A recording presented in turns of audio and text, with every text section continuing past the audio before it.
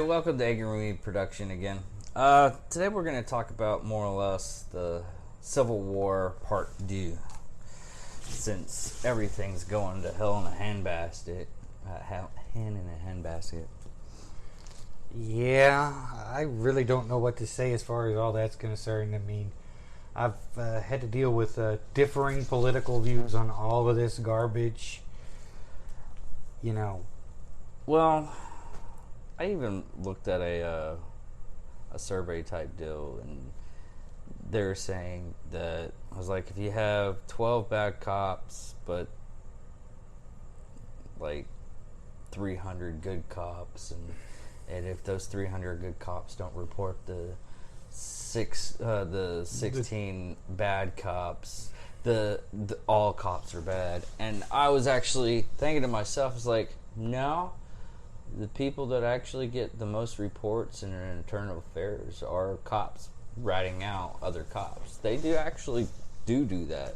It's just because of all the red tape and everything, they have a lot of problems getting rid of those bad cops. That's one of the main reasons why a lot of people are getting upset now, is just the bad cops.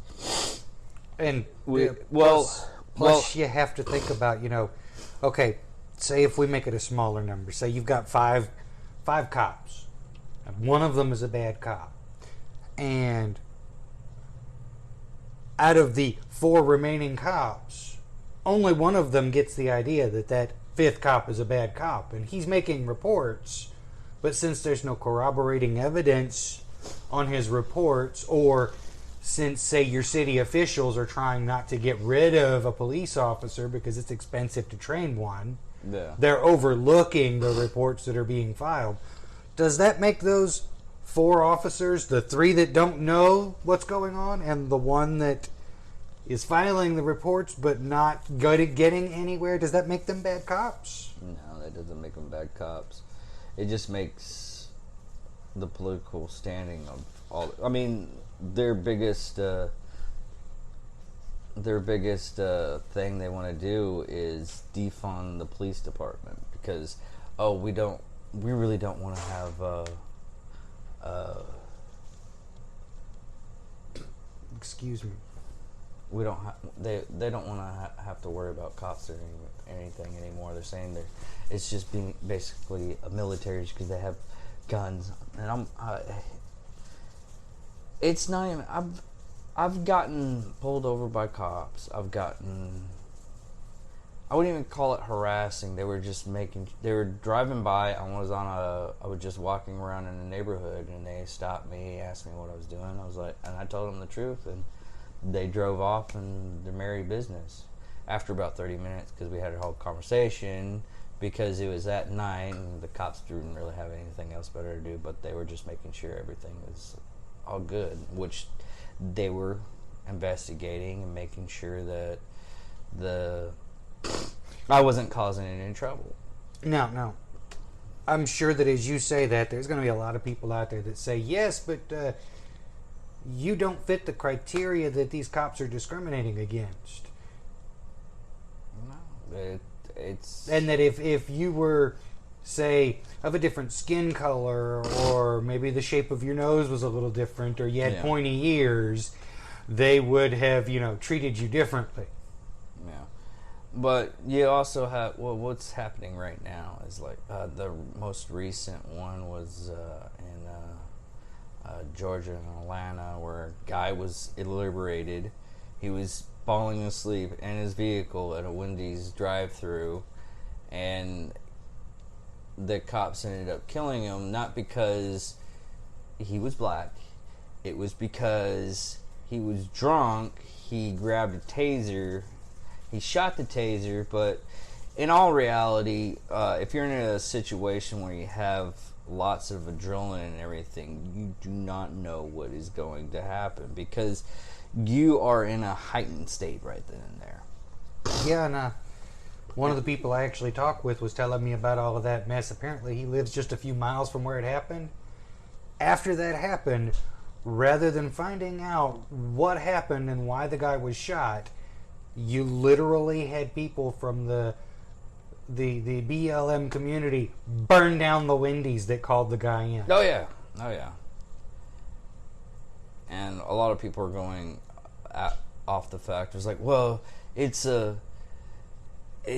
they're just unrest because 200 years ago they had slavery, which I hate to tell you this right now, but Irishmen were technically the first slaves in the United States.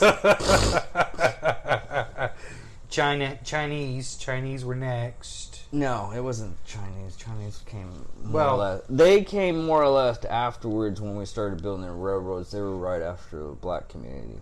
Well, that's what I'm saying though. Is we've had across the world we've had Chinese. No. It's not even that. We still have a slave problem, and we have in this world. Hands down, we do have a slave problem, but it's not in the United States anymore. It's a small amount in the United States. Yes, is there slavery in the United States still? Most definitely. But it's not through the actual states or people doing it. They're actually more or less getting theft of people, and they're being shipped to other countries, like some Middle Eastern countries, some other countries down in Mexico. Well, when I was on the road as a truck driver, I would occasionally run into signs postings indicating that the sex slave trade was still active here in the United States. Oh yeah. that actually is still active, and this is going off of a report about 5-6 years ago of and this is what they would do is they would offer a living condition and everything like that. How they get these slaves is they get living condition. They say, oh, you're gonna get a job and everything. We already got it all set up, and you're going after. They get here. Basically, how they make it to where it doesn't seem like slavery is they overcharge on their rent, their food, getting them over here. They have to pay all this stuff back, and once they pay all this stuff back, then they can go out and live their life and everything. Until that actually happens, they're living on conditions that are so poor it's ridiculous. And we're not even talking, and that's just for the adults. The children, on the other hand, it's just horrible what they're doing with the children, because they're basically making them like 12-year-old sex slave. And this is happening over in Thailand.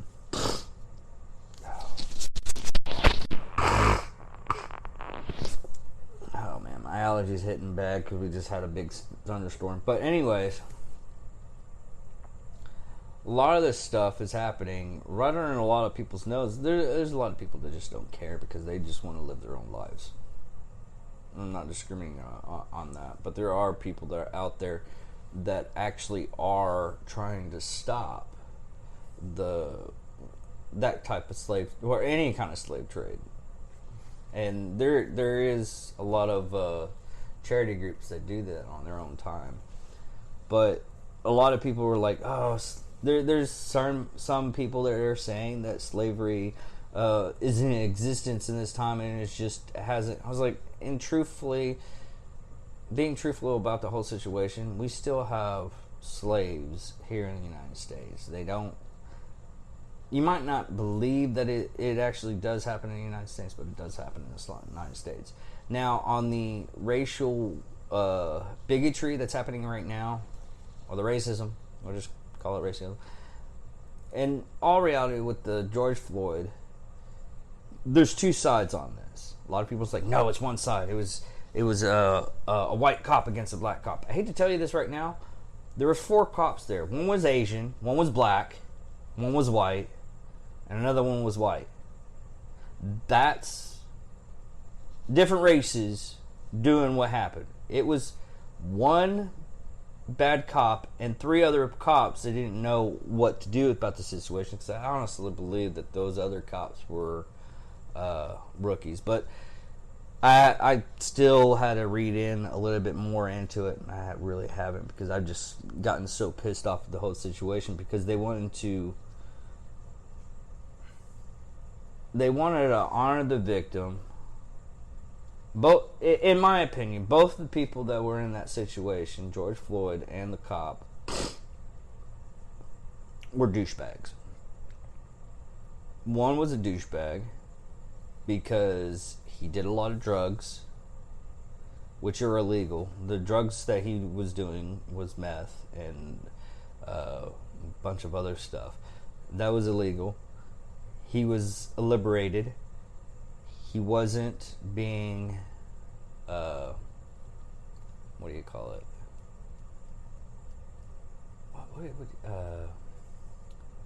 I guess it would be submissive. He wasn't being submissive. He was being more aggressive. Now the other cop that actually pinned him down on the ground and put his knee on the man's throat, in all reality, that should never happen. They tell you in any kind of schools that you end up going to that have where you have to wrestle a person down to the ground, they literally tell you, do not use this thing. Use it very, very sparingly, because you're pretty much probably going to end up killing the person if you use it too long. You're not supposed to put your knee on a person's neck. Is it very helpful? Yes. The problem with that is you'll end up killing the person. Now, from the angles I was seeing, they already had him handcuffed. A lot of cops, when they have them already handcuffed and everything, they put him up on the curb. They hold him there. They have one person hold the guy's shoulder and make sure he always sits down until they can get a cop car to put him into it a little bit closer. That's how it's supposed to happen. Not all the times it does happen like that. And like I said, I can't say much as far as all of that's concerned, because I haven't watched the videos. I've only gone by what, I've been hearing other people say. And from what I've been hearing other people say, I can 100% say that the officer that put his knee on the guy's neck was in the wrong.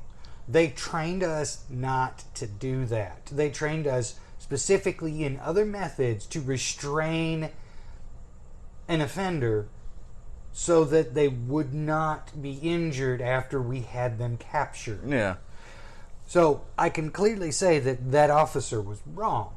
Now, is it right for large groups of people to go rioting in the name of, oh, that man was of color? Oh, they're not. They've gone far weird on this stuff. They actually stole a town. I'm not saying it's a political protest. No, they are a terrorist organization that had captured a 7-block area of a city. And I don't know why they are even... I understand they're trying to negotiate because, hey, this is a special situation. No, these people took control by force over this town. And but it's literally terrorism. Back to what I was trying to say is, the minute they made it about the color of that man's skin is the minute they lost all the ground they had to stand on. Yeah. Because this should have been about human rights and the police brutality. This should never have been about, because there are quite a number of cases of other... There was one 11 months back. Well, okay, it would probably be about 12 months back. It was about a year ago. Same thing, same situation. It was in Dallas, Texas. It's literally almost book by word by word, same situation. It was 4 cops with a white guy who had his neck being pinned on the ground because he had a lot of drugs on him, and the cops were literally making fun of him. They have video of this, that the cops were making fun of him.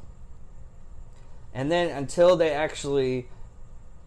even have a video of the actual person being escorted inside the EMT van, the medical van, and the guy was like, "There's nothing I can do here. He's dead." They're always like, "What? He's not dead. He's sleeping." They didn't know.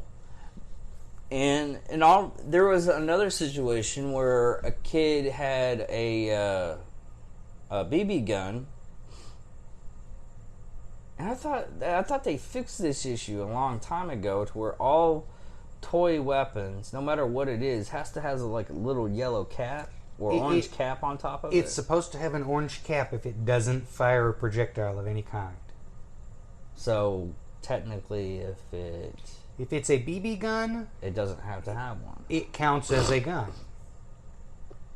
Okay, that explains that. But this kid he was on a park and he was messing with his BB gun, which in most cities, especially in our city, they have a law to where if anything's projectile, you can't shoot it in the city limits, no matter what. But the cops shot this kid, and all the kid had was a BB gun. Is there justice for this guy? Yes, he's going through a process, and the cop was reprimanded and fired. A lot of situations that people don't hear about, the cops actually get arrested, they're tried, they're found out if the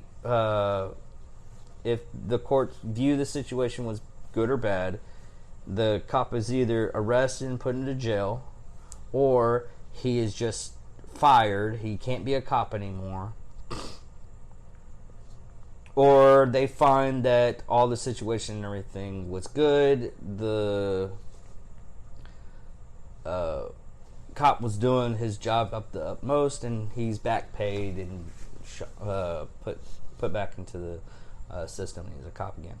And in all reality, the same thing happens to us when we were actually correctional officers, to where if anything goes down in a harmful way, because there was one instance, a guy in the cell had fire in it, they didn't know, and the guy wasn't being compliant, and they sprayed CS gas inside the cell, caught the cell on fire, caught the guy on fire, and he died. And those officers were tried. But nobody hears about it because it didn't make the mainstream news. A lot of this stuff doesn't make mainstream news. And the stuff that does make mainstream news, they narrate it to where the victim is the person that's getting arrested, which, depending on the situations, and a lot of people don't want to do any kind of research or anything. They don't want to go out and go, hey, why did this happen? Okay, let the judges and the court system actually do their job. Instead of just, that's a lot of stuff that's happening right now, is they are literally lynching and trying to kill people and destroying things because they don't want the court system to do anything. They just want to get rid of those people. Well, and here's the thing. I can understand a lot of the prejudice toward the court system, because the court system has failed enough times that there are a lot of people who don't feel that the court system is going to do them justice. I mean, there's still a killer out right now that he's in Florida on Twitter. A guy named of O.J. Simpson. I don't know if anybody's heard of him, but I mean, everybody in their mother and father and everybody believes he killed his wife and that person, the boyfriend. But what I'm getting at is there's a lot of people who don't believe that the court system is going to do them justice. But I think that they're taking their anger out on the wrong people. We should be making reforms to the government, like strict term limits, like mandatory one-term strict term limits for our state and for our state government and our Senate and our Congress. our Supreme Court justices, they should have a term limit. There should be no, oh, you get to sit there for life? Well, any federal judge that's in any kind of court, they're not voted in. Only like district courts are actually voted in. But if you're in a federal court, once you're into a federal court, you're there for life. I know stories. There was one federal judge that would run naked on the highway at 5 o'clock in the morning every other week, and they would have to go in and I don't know arrest if it's true, but there was supposedly one of them that was constantly naked under his robe and kept a prostitute in the back room. That doesn't surprise me. Not at one. I don't know if it's true or not. That was a rumor that I heard. There's a highly likely that it actually was. They did a thing on Justified. They had a judge do that, so I'm pretty sure it was real. That wasn't fake. But we should be attempting to reform the system that everybody is malcontent with, rather than rioting and burning down. And well, they're trying to take. Okay, so far they've took out Aunt Jemima. Aunt Jemima? Oh yeah, you didn't hear that? Like the syrup factory? Yeah, you didn't hear that? They took away Aunt Jemima. They're saying no, you can't have Aunt Jemima. Uncle Ben's next. Even collectible card games for nerds. I used to play it. They're going harshly on that. They're actually banning a lot of cards that promote servitude against colors and everything, which it's ridiculous on that aspect. And people are just it's a situation nobody knows what to do, and it's a situation that just keeps on coming up every 5 or 4 years. And it's a situation that literally can be handled a little bit differently, because what people are doing is, I'm stumbling on my words right now because I'm upset. Because me personally, a lot of people are dang it, I can't come up with the words on this because it really is just ignorance. And I can agree with that. Me personally, I don't think anything is going to change until we make 2 steps. 1 is fix our political situation, and 2 is fix our culture. Because right now we've got a culture where hatred incites hatred. Yeah. You've got.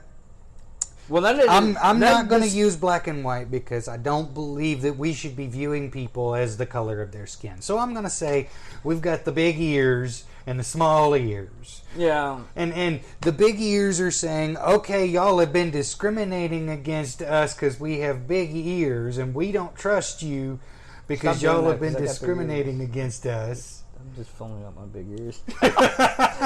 And then the small ears are saying, y'all are always acting crazy and not abiding by society because y'all don't trust us.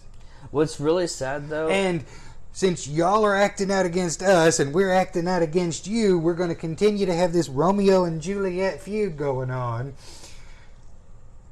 What's even worse than that is a lot of people are saying, it's like, oh, white people are racist against black. It's like, no. You haven't even come up with the concept of racism until you check out the Asian community. Those motherfuckers are racist. So many. I mean, you can put. There's a commercial for laundry detergent, and what it was. And this is Japanese culture. This is not our culture. Our culture, someone would gotten offended. I knew what was going on. I was like, ooh, glad that doesn't show here. Well, I'm watching it here, so okay. What it was is this, I guess Japanese lady was doing laundry, and she had a boyfriend that was black. and she put all the laundry in there. Then she dumped him in there, started the wash, pulled her boyfriend back out, and he was Asian. So if you think we have a problem with racism, look at other countries. You will find out we don't have a problem with racism. It's this big compared to the world, which is this big. I mean, like I said, I don't really even think it should be called racism. I mean, do you really want to call other human beings different races of human beings? I think that's part of the problem. Yeah. We should be looking at each other as fellow human beings, and that should well, be here's the bad line. thing about that, though, is everybody wants their originality. And a lot of times, these originalities is so far off, like a person that believes that they're a freaking deer, and they're put into the safety and safety and condonement on Twitch. Literally, this person thought they were a deer. Literally said on their videos, "Hey, I go outside and I go eat grass all the time." That kind of person shouldn't tell another person what is wrong with their videos, and they should be canceled, because that person, I mean, I'm all for freedom of speech, but there's a big difference between freedom of speech and mental health issues. I'm all for freedom of speech, but when somebody has mental health issues, that's another thing I think that would help if we started fixing the system toward fixing mental health. Yeah, and a lot of people think that, hey, I can't get mental health, I can't get help because it's going to cost way too much. No, actually, there's organizations that do this stuff for free. Well, I'm not going to say for free, but I get my mental health through one of those organizations, and yeah, no, I probably couldn't be sitting here talking in front of the camera today if I wasn't at least somewhat medicated. I have very, very bad anxiety, like to the point where it wasn't as bad as long as I had a crutch to lean on in the past. And I honestly think us doing these videos has actually helped you a lot, too. Because you've been more outspoken when you're actually going out and talking to people. Well, that's something I've always made an effort to do, although depending on... Little out there at times, and I have to go, whoa, reel it back in a little bit, Michael. Reel it back in. But yeah, we do have a mental health issue, especially right now, because we're just now over... We're not over a pandemic. We're still having a pandemic. It's hitting its second big spike, which shouldn't have happened for at least another 2 months, according to most predictions. Honestly, I'm happy about it, because a lot of people, because of this bigger spike, a lot of people are actually seeing that because of this bigger spike, there's not really that much to worry about. Yes, this disease does not have a cure, and there's nothing to stop it. If you get it, you get it. You don't, you don't. And a lot of people need to get out in the sun. The whole thing that would stop people from getting this disease and getting to the point to where it's very hurtful to them is literally going out into the sun, which gives you vitamin D. That actually will help you in your with your health. And a lot of people were told to stay home and not do anything, which is totally opposite would actually help, which I knew this. I was like, well, that's not going to help. But another thing on this pandemic... You kind of have that combination of things. If the people had stayed home like they were supposed to and worn proper face protection, then the virus would be less likely to spread and would have eventually died out due to lack of hosts. Okay, I'm totally over this. Just one thing on this, though. On this, and we're over it. Most of the people that get this disease are asymptomatics. Basically, they don't even they basically cure themselves of the disease so fast it's not even funny. A lot of people, and there is a flip side of that. There's people out there that actually, when they get the disease, they have health problems like asthma and everything like that. If you have asthma, you shouldn't be going out for a little bit until this is going over, or a suitable vaccine can be can be gotten. But that's it on that. Okay? Fair enough. The whole thing on that was people were told to stay in their house. People got cabin fever.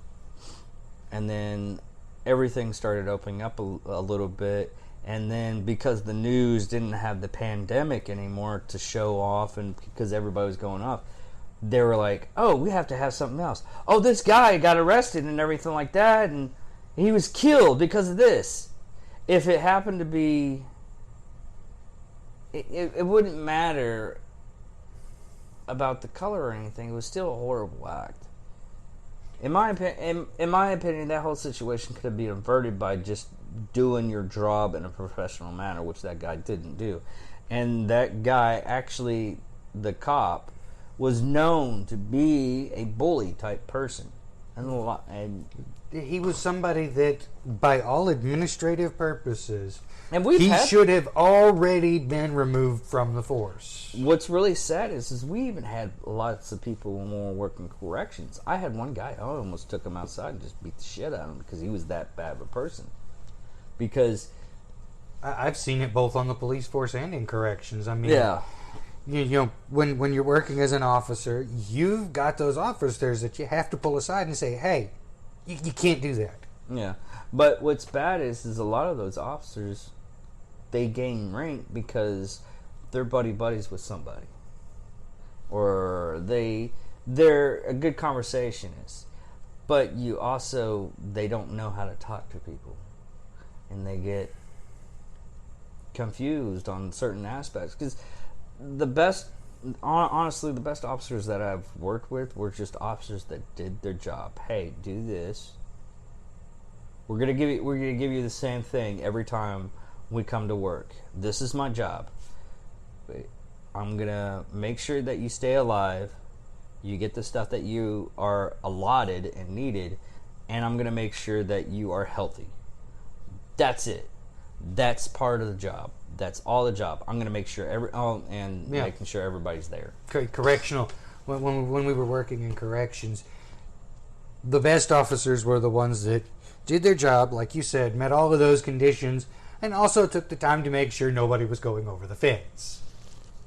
Because not only were we protecting the people inside the facility, yeah, we were protecting ourselves. We were protecting the people outside the facility. Yeah, I had a lot of inmates that respected me a little bit more because they were like, "Hey, I'm feeling I have a problem." I was like, "Well, we can get you. It's gonna take some time, but if you need to talk to talk to your inmates, but talk to the ones that are sane enough to actually listen to you, so you can get some stuff off your chest, so you don't go crazy." Because there were some inmates just lighting fires. Like there were some correctional officers that just loved lighting fires. Oh hell! I was working with this one female officer one day, and I was out there, and I think it was the Circus. The big one. Circus did that all the time. That pissed me off. It did not the enclosed dorms, but the big open one that we had. Yeah. I was out there working with one of the female officers, and she went in to count, and I had to get the other officer that went in there with her to come in and hold down so that I could go in there and fix some mess that she had started because she was fixing a brawl with one of those big old inmates. I'm talking, this guy I'm 6 foot tall, and he stood 2 foot taller than me. Oh, wow. Yeah. Well, it felt like he stood 2 foot. He might have only been about 7 foot, but still. He was big. One of those guys that bangs his head as he walks through the door if he doesn't duck. Yeah. And built like a linebacker. and she was shorter than me by about a foot, and she was in there about ready to start smackdown with him. Yeah. Talk about a mouse trying to fight a freaking elephant. I really did not know. I had to just say, hey, I'll deal with this. You go back to counting. And then I sit down and I talk with the inmate, and she had said something to him that, by all right, no human being should say to another. No. All because he was trying to go get a drink of water, which I pointed out to him, we are technically on count time. You don't need to be going to the water fountain right now. You should be doing what you're supposed to be doing.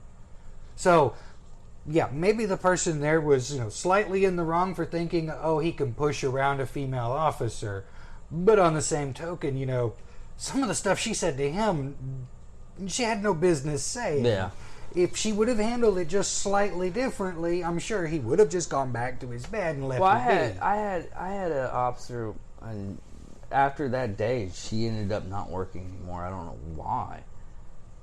Oh man, she went in. She said one of the inmates were threatening her. So, like always, they put them in the segregated building. Well, I go in to do my count. No, she was actually doing her count. She did her count. She's banging on the freaking thing, screaming at me, "Get down here, get the sergeant, get the sergeant." I was like, okay, get the sergeant. Hey, we have a problem here at cell, blah, blah, blah. I need assistance. Had him come in really fast, opened up both the doors, got him in there, and we had to pull that guy out because apparently that guy was the boyfriend of the person they sent to segregation, and he had wrote in his own blood on the wall his boyfriend's initials and his initials with a heart. Apparently it was pretty bad, and we went in there, and I got her back up in the thing, and my sergeant literally told me, it's like, do not let her on that floor ever again. She is not on the floor. Well, after that, she was fired. Or she quit. I don't know what. But she couldn't handle that. And it was stupid. It was just stupid stuff. Have I had to yell at inmates? Yes. In a situations that I don't even want to talk about on certain instances. But... I can honestly say I have never had to yell at them. I think they were more afraid of me when I lowered my voice to the point where I couldn't hear myself. Oh, yeah, I do that all the time, too. I'm like, what are you doing?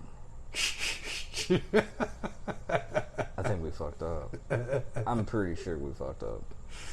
But we've corrections is almost like the police department, except we don't get guns. All we get is like CS gas, and we have to deal with the same instances of basically, you're protecting inmates from other inmates. You're basically a cop on a beat in a cell. No, see, and I've worked as a peace officer and a correctional officer.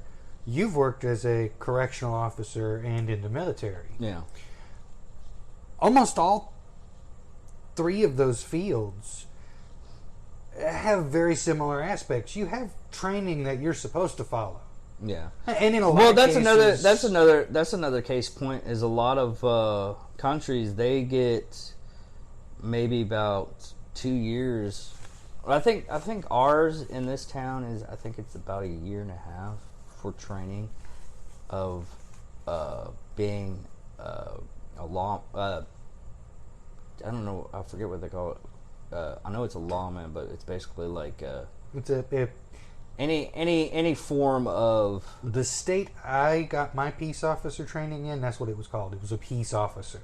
Yeah, but it's more or less like there's some places that don't. There's some jobs they do and they only get like 6 months training, but there's some places there's some countries that do almost 2 years to train to become I got almost a full year, and it was literally 10-hour days where you wake up in the morning, you're all living in the dormitory, you wake up in the morning, you go your happy ass downstairs, and you fall in for PT, and then you do a half hour of PT, and then you do a half hour of ground combat grapple training kind of thing, and then we would spend the rest of our time in written and legal courses. Yeah. And that was the most boring time in the world, where you literally had to sit there and memorize and understand the law. Yeah. You were not just being trained, okay, see the criminal, deal with the criminal. No, you were being taught what is legal and what isn't legal. what the different cases concerning the legalities of those are, how those different cases affected the way that the way to handle each different situation. Yeah. It was really complex. Such to the point that, I mean, they have. I think in our town, I know sheriff's department. You have a year of training to go on the road, even a year, a couple of times to be a jailer.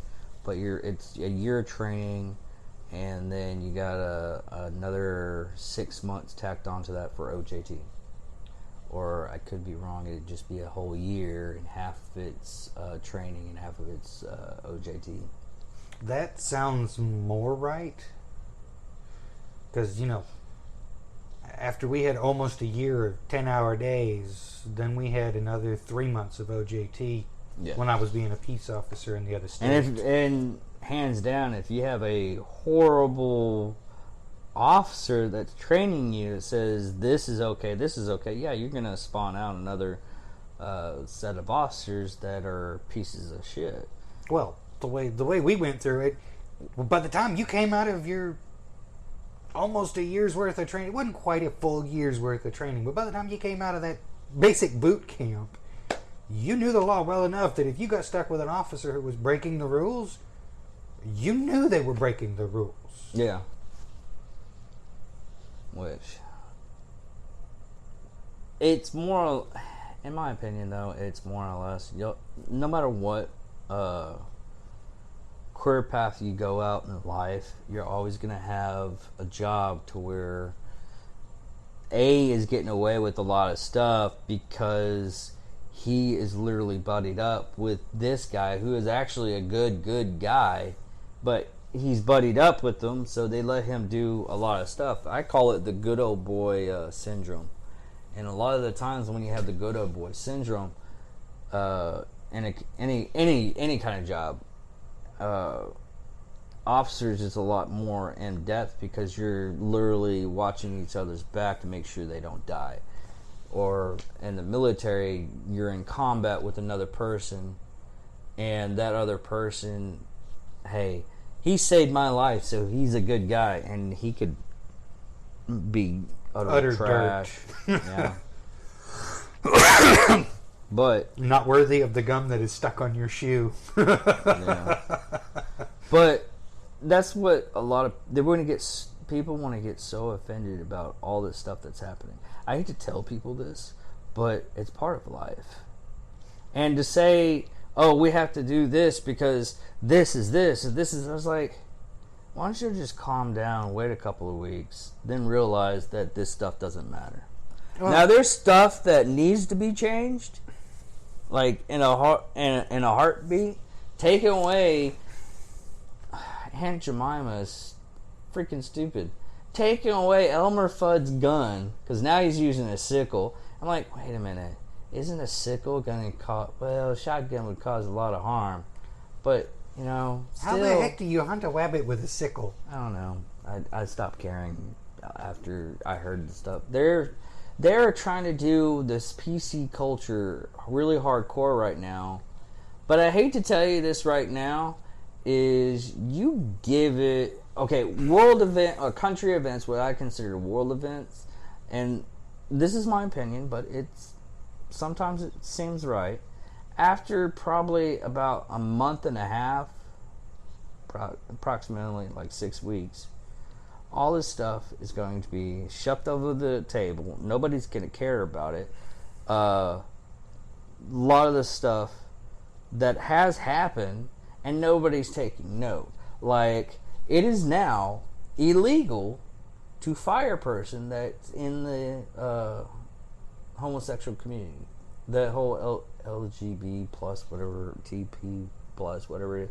And in my opinion, that's actually a good stepping stone to us being better people. But it's one of those things, it shouldn't happen anyways, but now we have a law. Well, and that thing has so many different ways that could backfire. A lot of stuff can backfire. That's one of my arguments against a lot of this stuff. And, when I say that hate breeds hate, you can't go around scared for your life and hating on other people because somebody in your past has experienced hatred. It's kind of like saying, okay, this young girl's grandma got taken advantage of before this girl ever came about. And because that happened, this young girl's grandma told this young girl's mom, and this young girl's mom told this young girl, you always have to watch out for men. Men are horrible. Men are bad. You got to take it from me because I know from experience. So now, whenever this girl is out, she's got a can of mace and she's spraying all men that she sees because men are horrible and men are bad. Yeah. Now, would I say that? Would I call that victim? That's not victim blaming to say that the person macing innocent people because they feel threatened by them because of something that happened to their grandma. Well, there's a situation in Russia where this lady was literally pouring watered bleach on men's crotches that were doing men's. It wasn't mansplaining. It was manspreading. Manspreading, yeah. And there, I saw one that this feminist that was in this. I call it a hate group. It was a feminist hate group.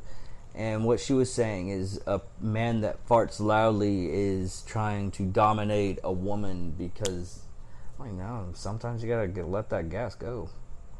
And I've heard women that they roll some stuff out that sounds like a freight train and a blowhorn for a lighthouse. You can hear that son of a bitch from miles. I thought a loud fart just meant you haven't had any problems with the. Dude, my grandmother one time farted, and I don't know what happened. I think there was a big train or something like that, so the whole house shook, and she farted. I was like, "Oh my God, it's the big one!" My mom was so pissed off because we were trying to sleep at like 1 o'clock in the morning, and we were all dead laughing our butts off because it felt like the big one.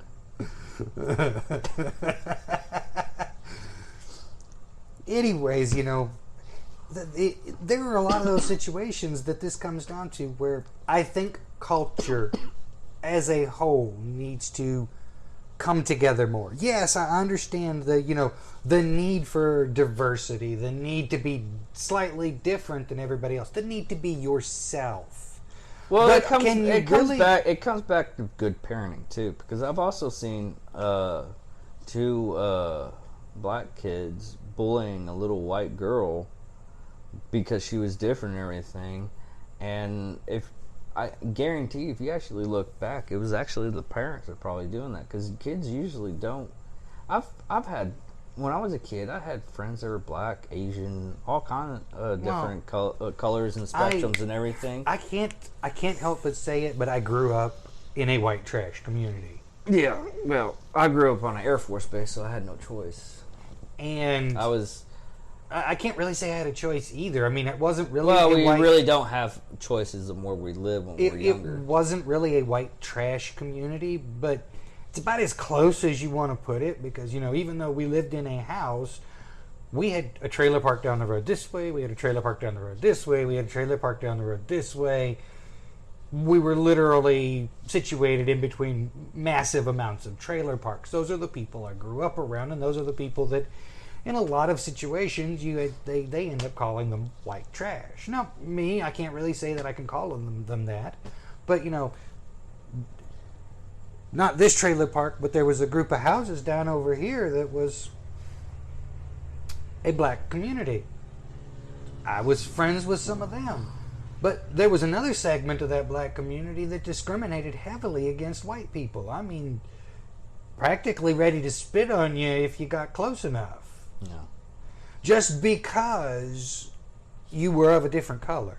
And even though, because I grew up with people, I generally tried not to see the color. And the point I'm trying to get across whenever I talk to people is, we shouldn't see people and say, oh, there's a black person or there's a white person.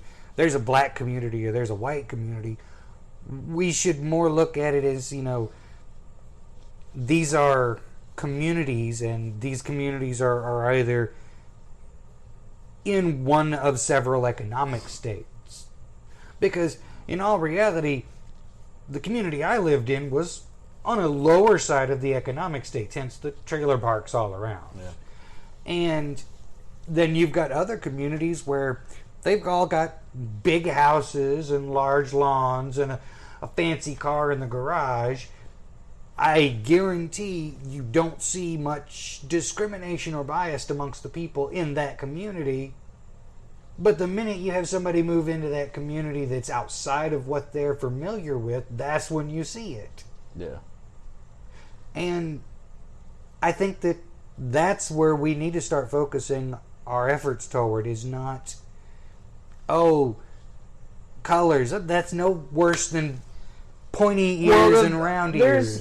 Okay, and situations too is there is lot. If you actually do a little bit of more of a history lesson on a lot of different things that you would never know, because there was actually a white KKK member that got with a black woman that was trying to better their school districts, and eventually that white person that was in the KKK shunned the KKK, and he got beat up and everything because his thoughts were different now, because he actually saw, hey, we shouldn't be fighting each other, we should be fighting for our kids, we should be fighting a better lifestyle instead of the stuff that we got. They were best friends for like years. The discrimination that happens across multiple different levels, not just, I'm big ears and I'm small ears. No, we should be fighting against societal discrimination on a whole. Like slavery, and that actually still happens. Or death on a person that believes that if a person that wants to have sexual relationships with another of the same sex, they shouldn't be discriminated to the point. And there's certain countries that they will flat out kill you, stone you to death. No, they'll chop off your head too. Well, yeah, they do that, but in a lot of those communities, it becomes a community thing where they literally throw them out in the street and throw stones at them. And what a lot of people don't understand is we have it way better than most countries. But they don't see that because they don't see that country. They just see you see here where a person that's been around the world and studies worldly stuff, you have a vast knowledge of how other people are. You are here. You're small, insignificant compared to the rest of the world and what the rest of the world has and can be. I mean, right now, there's not a lot of people that are talking about India and China almost going to war. I mean, they weren't allowed to have like guns and stuff like that, but they just beat the shit out of each other. And I think Indian called up that they had 20 people that died. China won't tell you anything, but that's a possibility that might be happening right now. Is China's going to go to war with India? Yeah, I'm looking at the world events in today's current society and thinking there's a lot of things that we could do to fix the problems if we would work together, instead of making this all about, as I'm going to continue to say it, big ears and small ears. If we would work together, there are a lot of problems we could fix. Governmental problems, societal problems, poor versus rich problems. Which right now we don't have poor versus rich. What we have is poor versus middle class. Well, the super rich people are trying to go against them because they have way more money and they're not sharing. And I hate to say this, you don't deserve a fucking participation trophy. I'm not saying that. I'm saying everybody wants to whine about, we need to raise the minimum wage. Well, in my opinion, raising the minimum wage only takes the minimum class down to the lower class. Yeah, you're basically making more people want to be rich because they're poor now. But That's what's actually happening. But in reality, what we need to be doing is trying to get rid of certain things that make the problems for those social groups. In other words, like we're going to take insurance, for example. Because insurance was instituted as a non-profit during one of our president's reigns, after that happened and insurance companies became able to make profit off of providing health insurance. But you also got to look at the administrations of the hospitals. That's what I was getting to. They then thereby lobbied the hospitals saying, we should get a discount. We're providing blah, blah, blah. We should get a discount so we can make money. And since the hospital says, yeah, but we're only charging, say, 10% over what it costs us, how the hell can we give you a discount? And then somehow or another it got worked out. Now, I don't have the full story. Y'all would have to do some research to prove me wrong on this one if I'm wrong. But I'm relatively certain that, the basic of my story is correct here with what little research I've done. Anyways, the hospitals and the insurance companies then worked out an agreement where the hospitals would raise their price and then the insurance companies would get a discount off of that raised price. Now, what nobody realizes is anybody that goes in without insurance, or anybody who can't afford to cover, or anybody whose insurance doesn't cover the full up to where the hospital wants covered, has to cover the rest themselves. Yeah, $25 for a box of gloves that I can get. Literally, bring your own gloves to a hospital. That's all I'm saying. Because you can buy what does a box of gloves cost? Like $3? $3. Yeah. $5 if you get the really good ones. Yeah, no, it was $10 if we got the really, really good ones. Well, yeah, the really, really good ones. Yeah. But we ended up, because if you actually look at how much they're actually charging you for what stuff, it's ridiculous. Because an IV, all it really is, okay, you have to have somebody that's skilled to get an IV in you. I'm not dogging that. That part I understand. Now, paying $50 for a bottle of water, basically that's what an IV is. It has a little bit, okay, yes, it has a lot of minerals and chemicals in it and everything like that, yes, but it's basically water, saline. Well, I can understand. Because, quite frankly, we're talking about something that by the time you're done processing it, packaging it, making sure it's sterile, all of the people who had to handle it to get it to you, the lowest cost they can afford to give it to you is $30. So $50 for an IV is close to reasonable. Yeah, but $25 for a box of freaking gloves is ridiculous. $25, but most of the hospital visits I've been to, it hasn't been $50 for an IV. Though the one or two times I've had to deal with it, I got charged almost $300 for an attempted IV. What? Damn. Yeah, I'll explain that one. My daughter was very, very sick and dehydrated. So we took her into the hospital. Well, the doctors realized immediately that she had a virus and she was dehydrated. We needed to get fluids into her. So they took her back. And I went with her because I just didn't feel right about the guy. And I watched the phlebotomist try twice, and then I watched the anesthesiologist try 3 times. No. Prior military, I've already seen that. I've actually had a person that was addicted to heroin have to do his own freaking vein because the guy that was doing the veins was utterly... Well, it's one thing incompetent for the nurse to not be able to hit it. And on the second try, I stopped her and I says, no, get somebody trained in here. The anesthesiologist, the person who went to who knows how long of training to be able to do this, could not hit my daughter's veins. At which point I said, screw this, you're not getting another try. You're going to be responsible. I says, look, you get me 2 bottles of Gatorade and a syringe. I will make sure she is hydrated before the end of the night. And I sat there for the rest of that night, giving my daughter drops of Gatorade with a syringe. Yeah. Orally. Every few little bits until the doctors gave me it's all clear to leave the hospital. Yeah. But I guess we can end it on that note, though.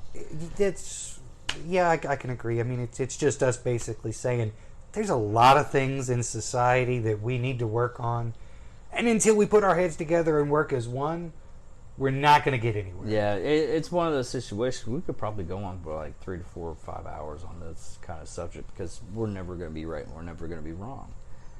But just have an open mind, people, and hear people out. Just because they actually have a different opinion doesn't mean they're bad people. And this goes a lot, and just care about each other. And maybe we can actually overcome this stupid situation, better the world a little bit. A little bit. I'm David Dickerman. I'm Michael Moffitt. And this is Anger Me Productions. Thank you for watching.